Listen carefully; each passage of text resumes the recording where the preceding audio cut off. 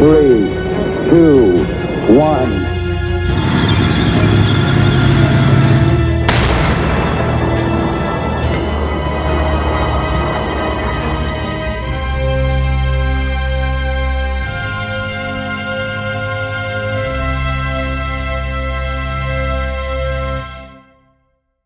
Hey guys, it's Challenger.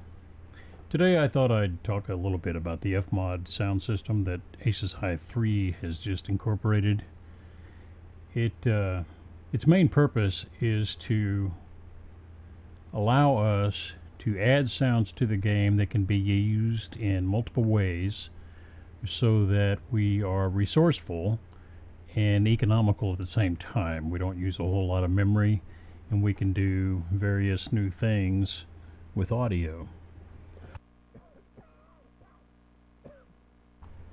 This sound file that I have open right here is the original theme to Red Baron, way back in the old DOS days.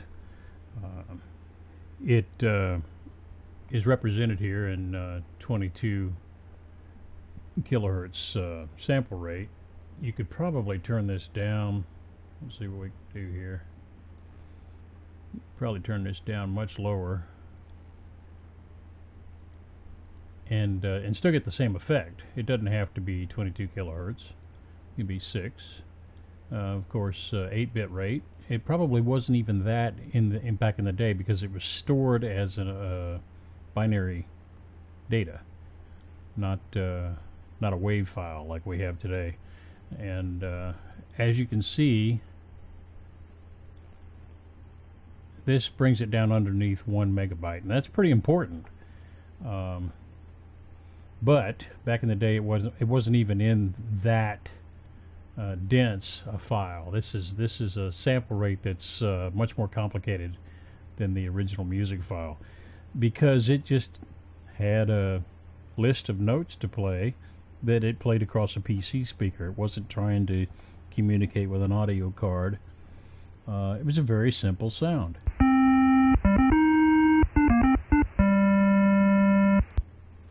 And so this 916 KB that is indicated here,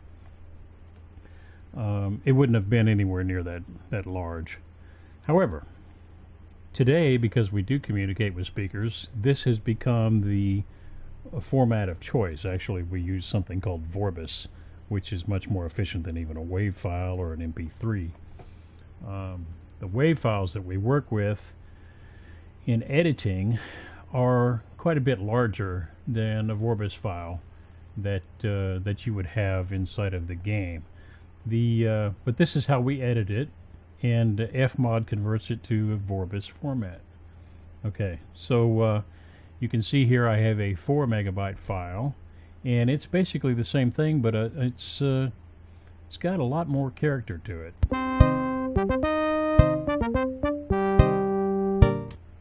That is the digital result of the same theme song. It comes in at 4 megabytes, which is huge, even by today's standards. The reason that they try to keep it small is because PCs have a limited amount of resources. It takes up disk space, it takes up memory when you use it. The game needs to run efficiently, quickly, doesn't need to slow down because of audio. And so they have come up with a way, FMOD has, to encapsulate the sounds that we sound designers create in an envelope type file. They call it a bank, which allows them to use our library of sounds, but in a way that it is actually compact, compressed, very easy for them to access and to modify in numerous ways. They can change the volume, they can change the pitch, they can apply effects, combine them and mix them and do all sorts of things. And we like that because we can do more with a single sound sample than we ever could by storing a WAV file in a sound pack like we used to in Aces High 2. And what this does is gives us much more leeway, much more capability of adding and enriching the audio atmosphere. Audio is, after all, half of the experience of any movie and a video game. And it does this with this method. It does not force high tech to push sound aside so that he can have more room for, program. And we can create more complex sounds because we're adding to a library and using the same sound multiple times. So, for instance, let's go in here and look at this M2 that I created. This is the burst of machine gun fire, and these are the links. Now, if you go back to the Adobe Edition, this is what I was using or had open before. This is a single shot. That's an M2 heavy barrel machine gun. It doesn't have the same firing rate of the aircraft machine gun by the same name, Browning M2. The AN M2 is a faster firing rate, up to 800 rounds per minute. And when I get around to making those, it'll be a different process, basically the same as this, with some modification. The M2 with the sound of the cartridge bouncing and the clip interacting with the environment. You can hear that little clink there. That's a nice element to have in addition to the sound of the gun firing.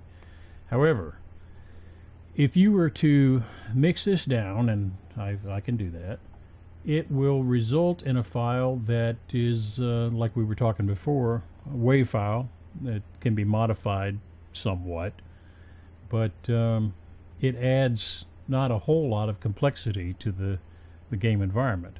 For instance, if you have an 8-round burst, you have to mix each one of these clips with the sound. And if you try to play this back, you can't modify what the clip sounds like. So it's always the same. It's a very repetitive audio experience. And inharmonious, in effect, because the human ear, in fact, there's a large number of people that when they hear an audio file looping repeatedly, and they get that inharmonious effect, it sounds like a washboard to them. Somebody just scrubbing the same brush down that washboard over and over again. It gets exhausting, and they don't like that. Well, that's what the purpose of this entire FMOD experience is. It allows us to modify this somewhat so that you don't hear the same thing repeated. Okay? So, for instance, the machine gun fire here. What I have done, and somebody else may do something completely different, I've taken the burst of fire and added it to the Aces High project file that they've offered to each and every one of us that makes sounds. This WAV file right here is just the M2 just shooting. Doesn't have any clip, doesn't have any cartridges bouncing around or anything. And this sound is the sound of the cartridge bouncing and the clip hitting the cartridges below. Okay? Now what I have done is I've added polyphony to this. This gives you a range of volume change that the shells can make and a range of pitch change. Each one of these envelopes here has the same sound in it, and each one of them are modified by this polyphony. I could just as easily make this a multi-sound, and even a scattering multi-sound so that it would move around in 3 dimensions. But to do so would mean that you would add additional file size to our audio banks. So, and I may do that because these clip things are very small. If I was to try to do that to this larger file, I would have to mix everything down into a single file and then change it in pitch. And the problem is when you're behind a machine gun, the volume and the pitch doesn't change a whole lot. It's this that changes, which is the reason I've done it like this.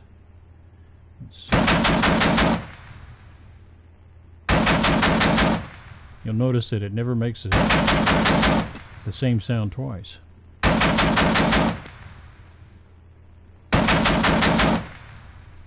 And the reason is there's a pitch and volume change on each one of these clip sounds.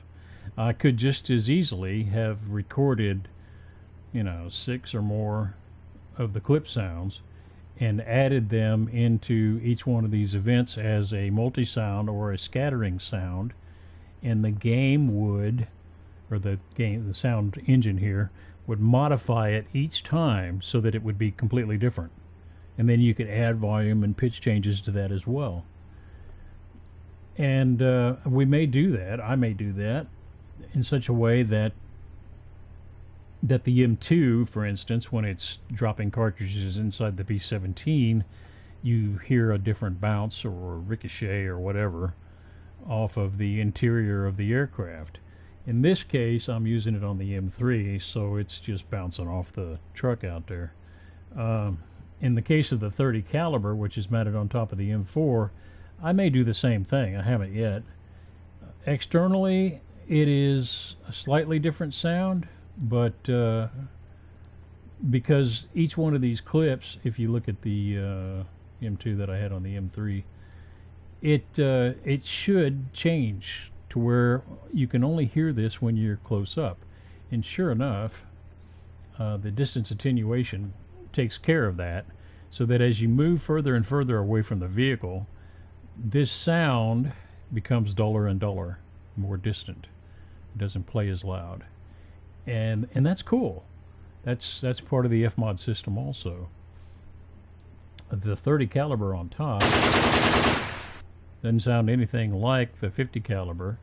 Actually, this is the 30 caliber, which is the pintle gun, not the pintle gun, the coax gun, and well, I guess it is a pintle gun. Whereas the M2 is mounted up on top. Cool, huh? Then you have the main tank. Now the main tank gun has the shell, which comes down the barrel. Then it has the buffer. This is the breech inside. I'm going to solo that so you can hear it. That's the breech coming back and ejecting the case. Now, when you mix all this together, what you hear is completely different.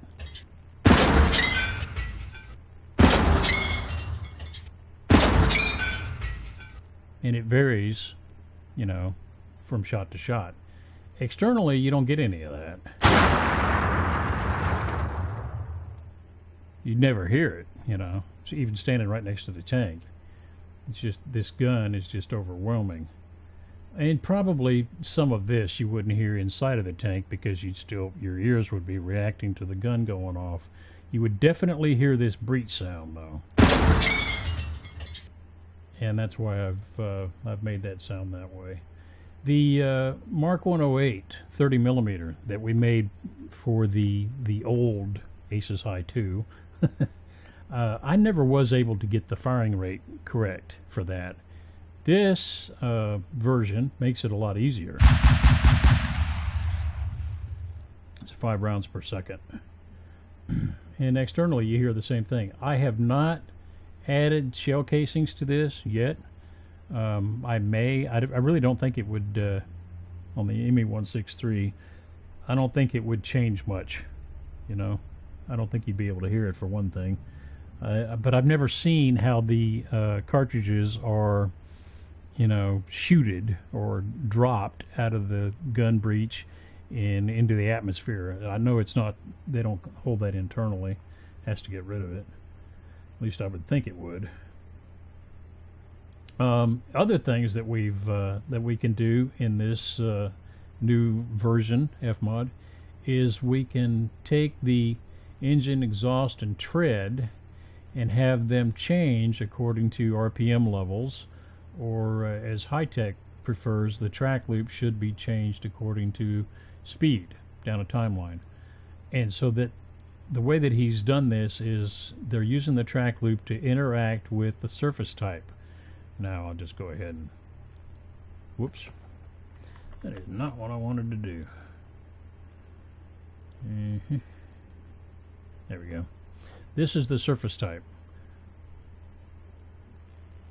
Each one of these boxes includes a new type of surface that the truck or track is running on.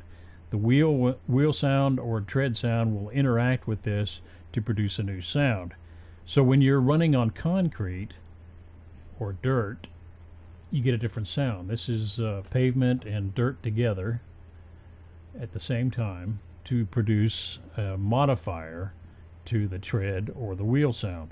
Now, I've been playing with this a little bit, and it looks to me like I can take the, or could, take the tread sound as a result of this interaction in the loop, and I can send the output to move so that it would still interact with the surface type and you would get a different sound. The tread on the M3 is basically two cables with a rubber tread on the outside. So the cables go down the spoke system, and the tread interacts with the surface. Now, when you hear this, it may not be intuitive. I'll solo that.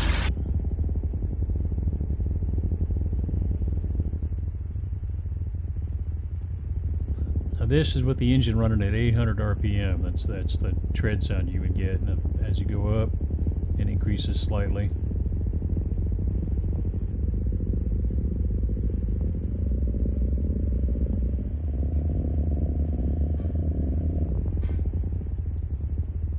And that's because the tread itself is turning at a higher rate.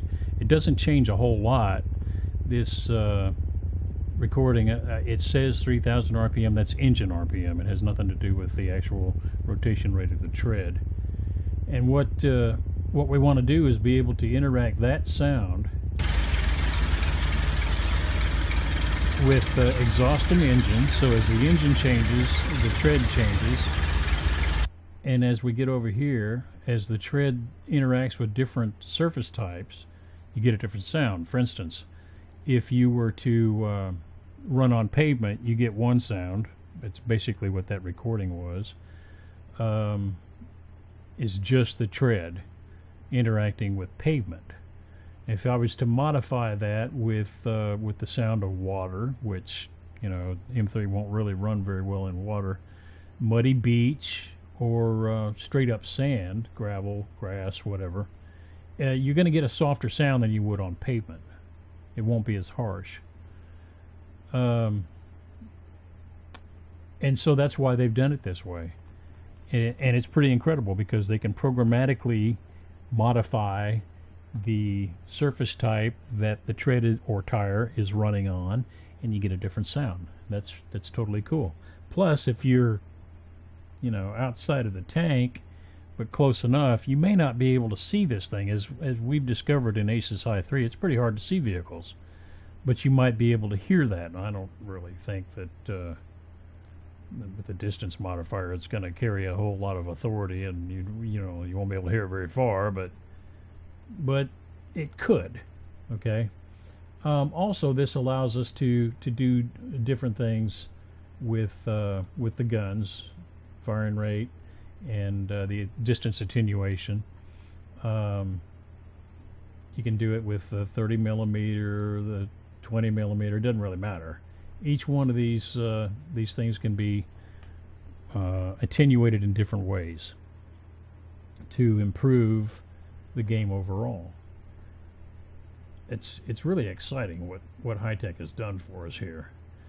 The ambience of each one of the vehicles, tanks, aircraft, what have you, allows us to hear a different, background sound, if you will, by the environment that we're in. Are you in a metal fighter or a wood fighter or a metal bomber or a wood bomber?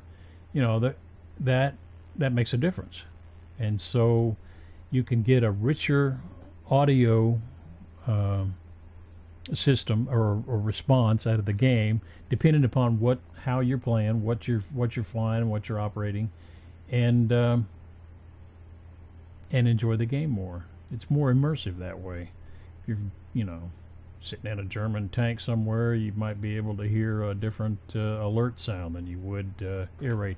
Now we had that back in Aces High 2, but it was, well, you had to store the same audio file in different places, or didn't matter what vehicle you operated, you would hear the same alert every time. You had to pick and choose. So it either increased the size of the sound folder, or you had to listen to a German alarm while you were operating an American vehicle, for instance. Well, that's changed now, because we just stick the alarm or alert or check 6 or what have you in once, and we can have it associated with any one of these vehicles without adding an additional sound. So the sound folder is going to remain small, the program's going to run quicker and more efficiently. That's the whole point of all this. Also, what you hear externally, even in engines, is going to be slightly different from what you hear internally, and I like that. I hope you do too. Anyway, this is where I'm at. I'm still working on this. I've got a lot more sounds to work with. It, as you can see, is a lot more involved than just cutting sounds out of some other game and plugging them in here, or even a recording. If you have to do custom modifications in order to make it fit properly into the system. I'm pretty excited about it, because I know that when I start playing with something like the P-51, that I can recreate the effect of a P-51 flying in 3 dimensions. Just like I've been telling people with the 262, if you have a friend operate a 262 at 250 miles an hour level, and you fly around him at a higher speed, you'll hear the whistle of that jet change depending upon your position relative to him. And that's just cool. And when you do that with the different aircraft like the P-51s, yes, we are adding more additional sounds to the system. But that's part of enriching the entire game overall. And the effect of this is going to be significantly improved over Aces High 2, the way it used to be, because we can use the same sounds to interact in different ways. We can mix them in the FMOD system here. It is just much more efficient, and it's going to result in a cooler environment. So stick with us.